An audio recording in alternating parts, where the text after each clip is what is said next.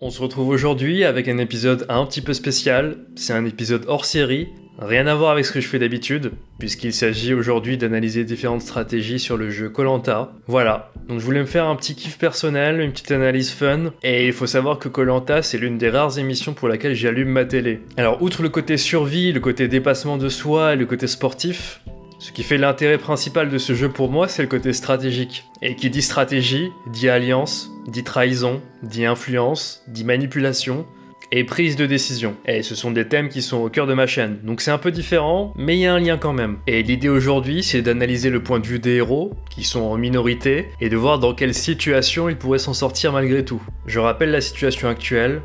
Il y a 5 personnes qui font partie de l'ex-équipe des jaunes, donc on a 3 filles et 2 garçons, avec une particularité pour Moussa, qui est un héros, c'est-à-dire qu'il est une ancienne gloire de Koh-Lanta et qui est revenu pour cette saison. La particularité des héros, c'est qu'ils sont rentrés dans le jeu un peu plus tardivement que les autres candidats. On a ensuite Eric, qui est le seul rescapé rouge en lice dans cette aventure. Et on a ensuite également 2 autres héros, qui sont d'anciens rouges, mais qui ne se considèrent plus comme des rouges. Au contraire de Moussa, qui se considère à la fois comme un jaune et à la fois comme un héros. C'est pour ça, comme vous l'avez remarqué, que Moussa a les 2 couleurs, jaune et noir. Et cette hybridité ou cette double allégeance fait de lui un acteur particulièrement intéressant pour la suite. Donc là, on comprend bien que les jaunes sont en position de force, ils ont les clés pour aller jusqu'au dernier carré. Et a priori, Eric, qui est le seul rouge, semble très en danger. Mais la réalité, c'est que les jaunes ont tendance à privilégier l'élimination des personnes les plus fortes. Leur devise, c'est un peu si t'es fort, je te sors. Et donc à ce petit jeu-là, les plus forts, c'est les héros, et donc c'est eux qui sont très en danger.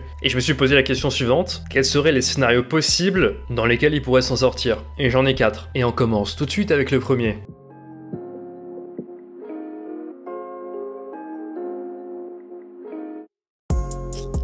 Et le premier scénario, c'est le scénario du collier d'immunité. En effet, la production dissémine pas mal de colliers d'immunité dans l'île, et l'avoir, ça permet de ne pas pouvoir se faire éliminer le temps d'un conseil. Mais avant de rentrer dans le détail, j'aimerais exposer plusieurs facteurs qui sont un peu des game changers dans ce jeu. Déjà, il y a le fait que maintenant, à chaque émission, lorsqu'une personne finit dernière au jeu d'immunité, elle se retrouve d'office avec un vote contre elle lors du conseil. C'est ce que j'ai représenté avec le game over. Il y a différents colliers d'immunité qui se trouvent sur l'île, il y a le totem d'immunité qui se gagne lors du jeu d'immunité, et le dernier game changer, c'est le double vote. Lorsqu'on a un candidat qui est éliminé, il doit choisir une personne encore en lice qui pourra voter 2 fois lors du prochain conseil. Et là, en l'occurrence, on a Claude qui a un collier et c'est Jessica qui a le double vote. Et dans ce premier scénario, il faudrait que ce soit Jessica qui gagne le jeu d'immunité et un jaune qui soit dernier à ce jeu-là. De cette manière, Jessica et Claude ne peuvent pas partir car ils sont protégés respectivement l'un par le totem et l'autre par le collier. Et il faudrait qu'en plus, Eric trouve un collier d'immunité sur l'île. À partir de là, il peut se passer 2 choses. Soit Eric ne dit pas qu'il a trouvé un collier d'immunité, et tous les jaunes votent Eric lors du conseil sans savoir qu'il est protégé,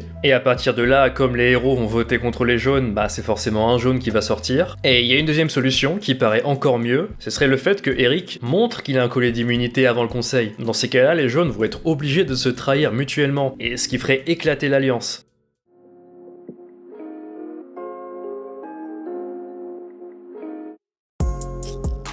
Alors là, on va rentrer dans de la joyeuse fourberie. On va rester sur à peu près le même scénario que précédemment. Donc Jessica gagne le totem d'immunité et l'un des jaunes, ou Eric, est dernier à ce jeu-là. Ici, disons que c'est Inès, mais ça pourrait être n'importe quel jaune à part Moussa, ça changerait rien. Ce qui ferait que Jessica et Claude ne pourraient pas être éliminés. Et donc les jaunes vont fatalement vouloir éliminer Eric. Et Eric le saura, alors il n'aura pas d'autre choix que de se rapprocher de Jessica et de Claude pour tenter de faire pencher la balance. Et en plus de tout ça, il y a un facteur X. Et le facteur X, c'est Moussa. Parce que le problème de Moussa, c'est qu'il est dans une équipe jaune où le noyau dur, c'est les 3 filles de gauche. Elles s'entendent très bien, et ils sont 5 dans cette équipe. Or, pour jouer le dernier carré et faire l'épreuve d'orientation, il faut être 4. Donc il y a forcément l'un des 2 garçons de l'équipe jaune qui fera les frais de cette histoire. Et en plus, Moussa, comme on le disait au début, c'est également un héros. Donc il a des affinités avec Claude et Jessica. Et s'il devait pactiser avec eux plus Eric, il s'assurerait d'avoir un noyau de 4 personnes pour aller à l'orientation. Et s'ils faisaient ça, ils élimineraient un jaune, puisque Jessica a un double vote, ce qui les mettrait ensuite en supériorité. Mais tout le plan repose sur la capacité de Jessica à gagner l'immunité. Mais l'avantage, c'est qu'il n'y a même pas besoin qu'un jaune soit dernier à l'immunité.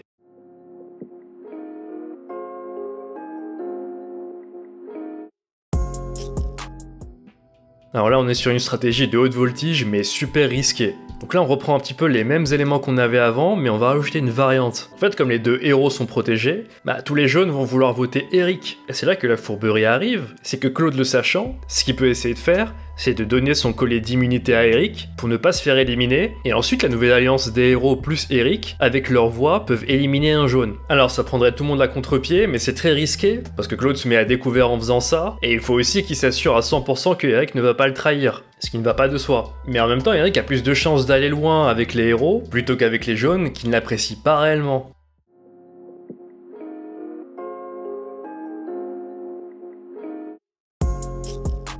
Alors, l'année dernière, à ce stade de l'aventure, il y a eu une modification pour le jeu d'immunité. Le dernier de ce jeu n'avait non pas une voix contre lui, mais était éliminé dès la fin du jeu. Et dans notre cas, si on dit que ça arrive par exemple à Inès, alors ça enlèverait carrément du liant à l'équipe des jaunes. Et dans ce cas-là, Moussa n'ayant pas plus d'affinité que ça avec Alexandra ou Nawel, je pense qu'il se rapprocherait des héros. Et Eric a également intérêt à faire de même, et aller dans le sens du vent, car lui non plus n'a pas trop d'affinité avec les filles. Et là, ce qui est beau dans ce scénario, c'est que le plan ne repose même pas sur la capacité de Jessica à gagner l'immunité, et Claude n'a même pas besoin de jouer son collier. Et on aurait donc, pour les 4 de droite, une majorité écrasante, puisqu'en plus Jessica a le double vote. Voilà, c'est tout pour moi concernant cette mini-analyse. Si vous avez aimé, n'hésitez pas à vous abonner, à liker, à commenter ou à partager. Ça m'encourage vraiment beaucoup dans mon travail, et sur ce, je sais que je suis un esprit faible, mais je me soigne.